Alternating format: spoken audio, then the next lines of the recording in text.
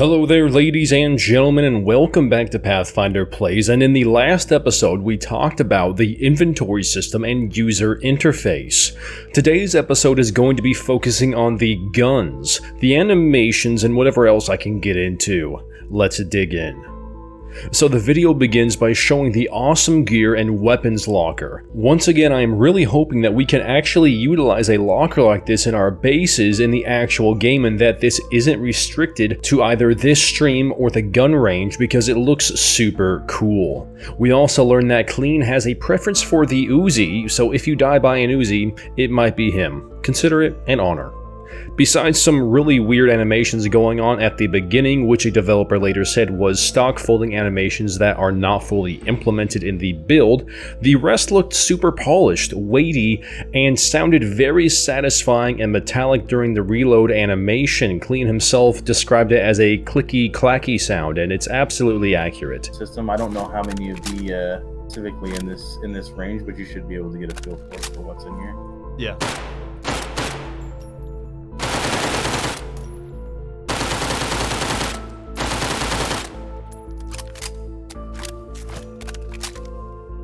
While he is firing the rounds, while admiring the sounds and the inertia of the weapon, I also noticed the great detail of the paper target moving when the rounds impact it.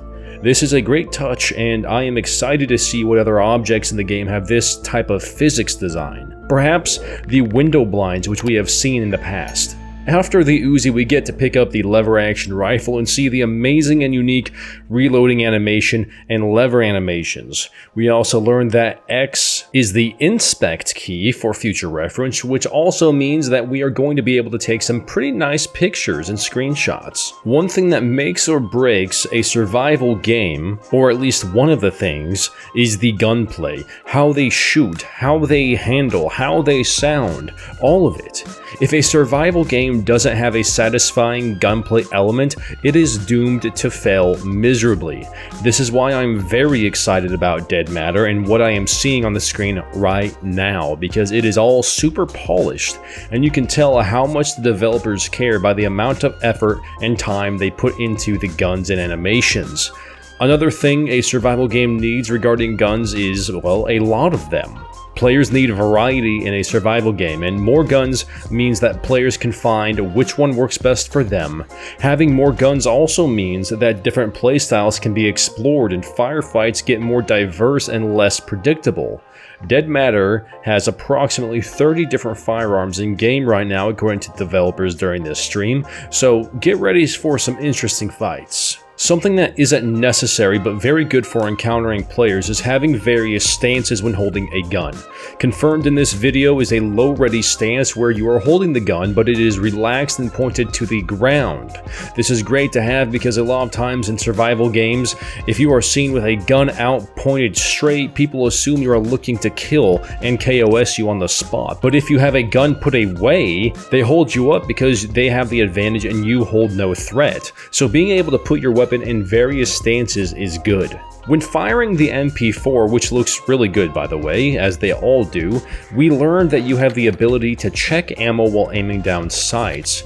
Klean thinks that it should be a perk, and honestly I might just agree with him. Having a decent knowledge of firearms myself and have shot them for years, I know for a fact that if somebody doesn't know how to handle a firearm, they are not going to instinctively keep a gun aimed downrange at their target while at the same time checking their ammo and their magazine.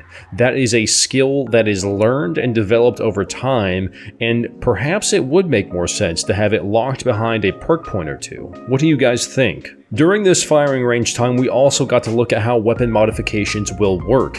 You go to your inventory, take the gun out of your hands, right-click on the weapon, and a menu of attachments will show up.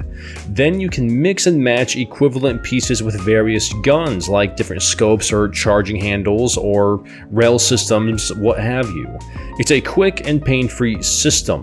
This also brings up another good point about what makes a survival game fun to play is not just the amount of guns, rounds, but the kind of attachments you can put on them as well. We saw in this portion of the stream suppressors, various types of scopes, lasers, different charging handles, different kinds of magazines, and more. Zombies were also showcased a bit during this time, and when Klean went outside, he spawned one in, and I was instantly excited. Though they have their issues, the passive animation of the zombie is miles ahead of the last animations we saw. The zombies were snarling and stumbling around, and when Klean shot the zombie in the head, we got a bit of a teaser of the Gore system.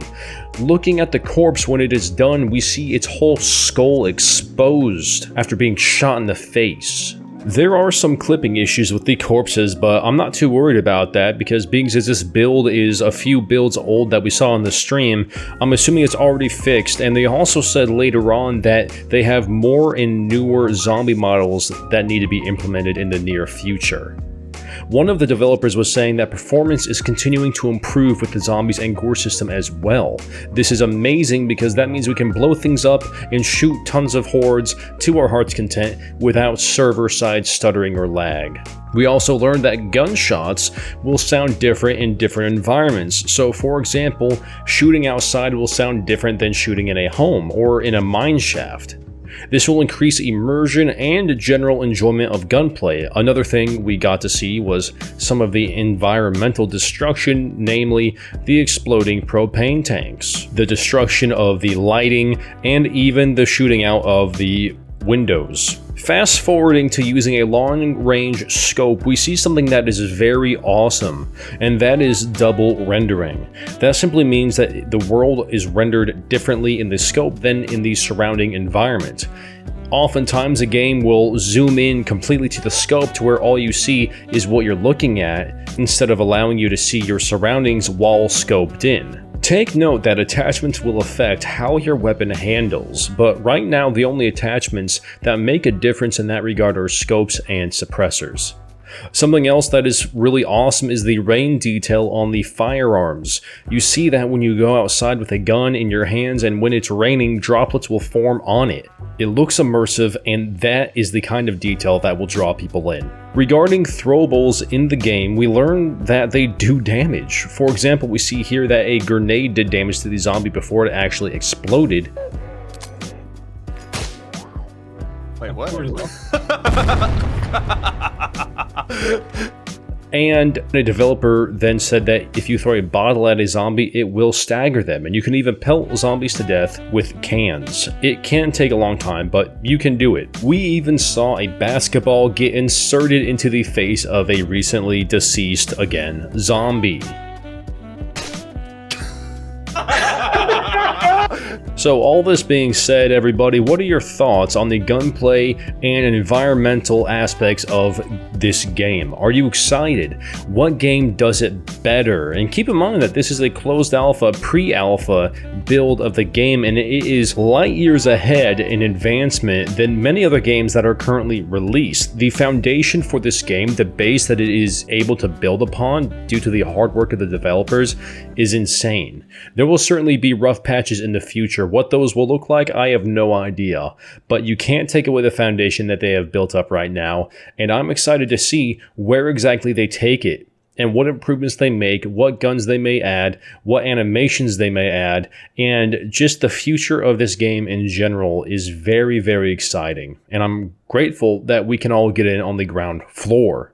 It's not often that you get to become one of the first players in a game that I sincerely believe will change the genre forever. So with all that being said, ladies and gentlemen, if you enjoyed this video and if you like scares, survival, and scavenging, consider hitting that subscribe button, hitting that like button, sharing this with your friends, and as always, I will see you guys in the next one.